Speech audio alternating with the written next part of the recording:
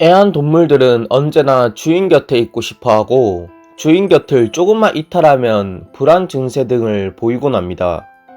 또한 자신의 주인이 다른 사람, 동물들과 친하게 지내면 이에 질투를 느끼고 주인을 향해 짖거나 그 상대방을 쫓아내려고 합니다. 이러한 현상은 포켓몬 세계관에서도 동일하게 적용되는데 그 이유는 포켓몬 세계관에서 포켓몬은 동물을 대처하는 생물이기 때문이죠. 헌데 이러한 세계관 속에서 한 포켓몬이 사람들의 사랑과 관심을 받지 못한다면 어떻게 될까요? 오늘은 이 슬픈 이야기를 다뤄보도록 하겠습니다.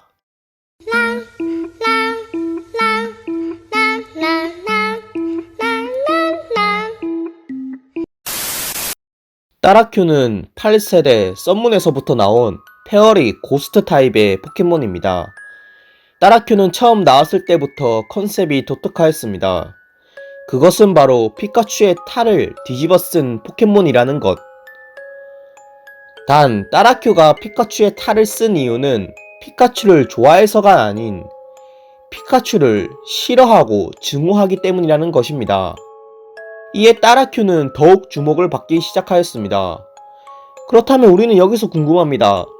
왜 따라큐는 피카츄를 싫어하고 따라큐가 피카츄의 탈을 벗는다면 그 모습은 어떠할까? 우선 도감 내용부터 살펴보겠습니다. 정체불명, 누더기 속을 본 어떤 하자는 공포에서 헤어나오지 못하고 쇼크사했다. 여기서 뭔가 감이 잡히시나요? 쇼크사. 포켓몬에서 쇼크라 함은 20년 전 방영된 전내전사 폴리곤 편이 떠오르는데요. 당시 애니 장면 속에서 피카츄가 미사일을 격추할 때 나온 빨강, 파람의 깜빡임에 많은 어린아이들이 기절 혹은 구토한 사건이 있었습니다. 당시 이 사건은 일본에선 엄청난 사건이었고 이에 당시 일본 정부는 포켓몬 애니메이션을 방영 중지시켰습니다. 이렇게 방영 중지된 포켓몬 애니. 이에 제작진들은 다시 애니가 방영되기 위한 희생 제물이 필요했습니다. 그렇게 선택된 것이 폴리곤. 그 이유는 사실 따지고 보면 저 쇼크사의 원인은 피카츄였지만 피카츄는 이미 게임 애니 속 주인공이었고 이에 상응하는 상품 가치도 높았습니다. 이에 반해 폴리곤은 그냥 지나가는 포켓몬이었기 때문이죠. 그렇게 폴리곤은 포켓몬 쇼크 사건이 발생하고 장장 20년 동안 포켓몬 애니에 한 번도 나오지 못하게 되었습니다. 그런데 따라큐가 피카츄를 따라한 것도 20년 전부터라고 하네요. 또한 따라큐가 폴리곤이라는 증거는 더 있습니다. 썬문, 아세로라의 실현, 마지막에 주인 따라큐의 방이 나옵니다. 그런데 그 방엔 피카츄와 즐겁게 여행하는 지우의 모습이 찍힌 사진도 보입니다.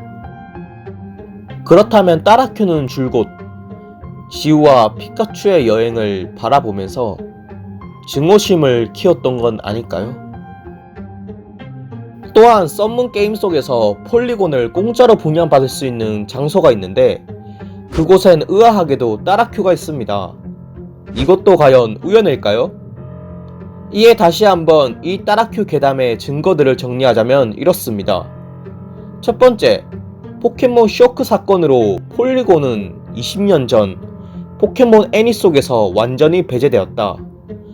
그런데 따라큐가 피카츄를 따라하기 시작한 시점도 20년 전이다. 두 번째, 따라큐는 어째서인지 지우와 피카츄 일행을 감시하고 피카츄를 계속 증오하고 있다. 세 번째, 또한 게임 썬문 속 폴리곤 분양 장소엔 이유를 알 수 없지만 따라큐가 트레이너를 지켜보고 있다. 과연 따라큐가 폴리곤일까요? 만약 이 녀석이 폴리곤이라면 도감 설명에 나온 한 하자의 쇼크사, 로켓다운 야옹이 따라큐의 본 모습을 보고 홍수 상태에 빠졌던 게 조금은 이해가 가네요.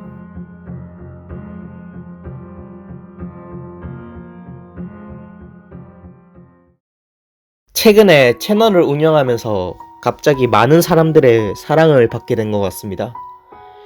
한 달 사이에 구독자도 엄청 늘고 조회수도 많이 늘고,